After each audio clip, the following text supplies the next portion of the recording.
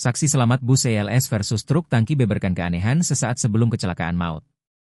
Kecelakaan maut terjadi di Jalan Lintas Sumatera, Jalinsum, Kelurahan Karangjayo, Kecamatan Karangjaya, Kabupaten Musirawas Utara, Muratara, Sumatera Selatan, Sumsel, Rabu, 6 Mei 2026, siang. Kecelakaan melibatkan bus CLS dengan truk tangki BBM milik PT Seleraya, yang mengakibatkan 16 korban tewas terdiri dari 14 penumpang bus dan 2 orang dari truk tangki. Ngadiono, 44. Salah satu penumpang selamat bersama istrinya, mengungkapkan adanya hal aneh sebelum tragedi terjadi, di mana bus sempat mengalami kendala pada bagian mesin dan radiator yang panas. Sempat rusak bagian mesin dan radiator, sempat diperbaiki lalu jalan lagi, kata Ngadiono saat memberikan keterangan di Puskesmas Karangjaya.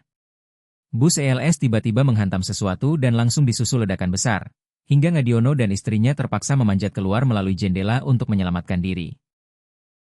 Ia menceritakan suasana mencekam saat mendengar jeritan penumpang yang hilang seketika ketika api melahap seluruh badan kendaraan. Polisi mengungkapkan penyebab kecelakaan diduga karena bus oleng setelah masuk lubang saat berupaya menghindari sesuatu, hingga akhirnya terjadi tabrakan adu kambing dengan truk tangki. Kasat Lantas Polresta Muratara, AKP M. Karim, menyebut tumpahan minyak mentah dari truk tangki diduga langsung menyambar kendaraan hingga memicu kebakaran besar. Sebanyak 16 kantong jenazah telah dibawa ke Rumah Sakit Siti Aisyah Kota Lubuk Linggau untuk proses pemulasaraan lebih lanjut.